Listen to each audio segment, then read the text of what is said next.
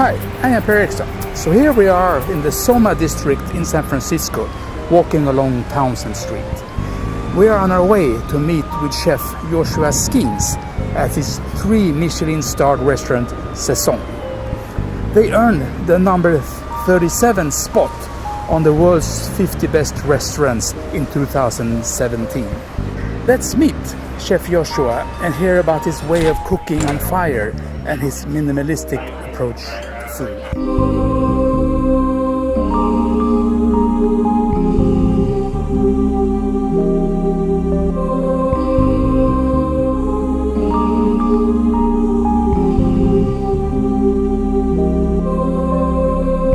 If you were to explain for somebody that's never been here about your style of cooking, what would you say? It's about product, fire, and time. You know, everything kind of has its sweet spot. It's perfect. And so that's really purely our focus. We get a beautiful product in, cook it over fire some way, and time it to the point where we think that it's tastes the best. It's hospitality, really. Right? The thing is about fun. It's about fun. It's pleasure business. You know, you gotta come in and enjoy yourself. Doesn't matter how good the food is, how good the wine is, service, etc. It's really about pleasure and fun.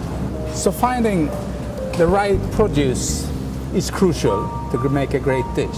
Where do you find the best of the very best produce? Not just produce, but everything. You know, it's your meats, your sea life, your produce, your you know, everything. It's your grains you use. It's the salts you consider. You know, the oils, everything that really exists. You know, for us, it's a, you know, kind of an obsession. We look at anything that is really exceptional at that particular moment. And so we have a team of people that are dedicated just to finding, you know, anything, whether it's our fishermen, our ranchers, our farmers, or our gatherers that we have on the team here. They're all dedicated just to that one pursuit, just to find the best things that exist. And so to answer the produce question, we have a farm. In fact, we have 2 farms. One in Marin County, one in a little further up north, and you know, it's a constant thing. It's never ending, really. Like, that's one of those, you know, real, you know, endless pursuits that we'll do for the rest of our lives, and constantly, you know, find something better. A lot of the top chefs in the world, they are looking for natural produce or products in the woods. Are you doing the same thing? Yeah, wild foods is very important to us. A lot of times, something that's wild just will have a deeper taste. Most of the time, you'll find something that has a deeper taste than you know, cultured products or cultivated products.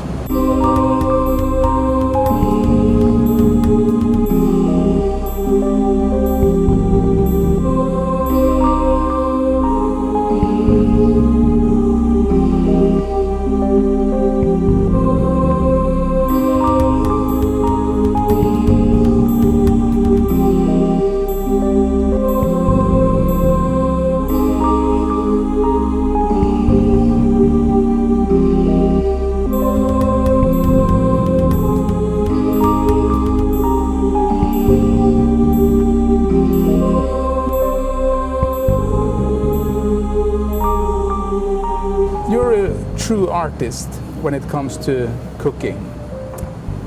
When creating a new dish, where do you start? Where do you get your inspiration from? I guess I would consider myself more of a crafts person than an artist, because really cooking is the inspiration for me is really about products. You know, at a certain point in balance. When you find what's exciting to me is when I find something that has a really incredible depth of flavor, like has a perfect taste to it that you haven't seen before, you haven't tasted before. Like, if you know, 10 years go by and you're using turnips every year, and one year you get a turnip and you bite into it and you know, you say to yourself, wow, that's the best turnip I've ever put in my mouth. So then that's where the inspiration comes from. How can we make this better than it is? How can we explore the taste balance of this particular good? And so that's always very exciting in any form, whether it's vegetables or you know, sea life is always very exciting. Meat, wild game is always very exciting. So that's kind of how things are created, but or at least it starts the thought process. There's other principles, of course. We have to use the entire thing, right? So maybe it's using the nose, right?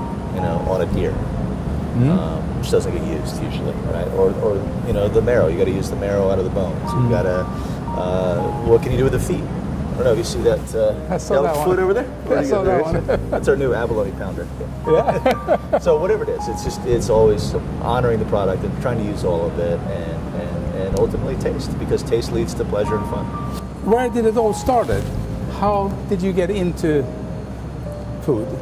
Being in the woods, camping when I was a kid, that smell of the fire when you wake up in the morning, cool mountain air, and smell of smoke. The appreciation of kind of seeing nature a lot. Grandma's cooking. Everybody loves grandma's cooking. Yeah. I mean, I think that's the heart of the home in a lot of ways. I mean, who doesn't like food? Who doesn't get into food at some degree, right? So easy thing to get into. Now you are one of the top chefs in the world. You got your 3 Michelin stars. You're now number 37 on the 50 best list. You're known all over the world. It's always packed here. Where will you go from now? There's only one place I think you can go. I mean, you gotta choose your direction as a chef. You're either in it for the craft or you're in it for something else. And for us, we're in it for the craft. So if that happens to be the case, I mean, that's a lifelong thing, right? You can't. There's always some incremental improvement that happens, part of becoming a chef and doing what I do is about the enjoyment I derive from the process, of loving just that commune with nature, the practice, the daily repetitive practice of trying to perfect something simple, small incremental improvements every single day, so that hopefully you can really taste something, look at a product, and really think in earnest that it's the best that it can be at that particular time. Do that your whole life, right? So Joshua, if you were to give a young person that wants to become a chef an advice, what would that be? Beginner's mindset, right? It's the ability to renew, refresh every day, empty your cup, put your head down, work very hard, and really without distraction, without compromise. A beginner's mind. Empty your cup and be a sponge. Student for life.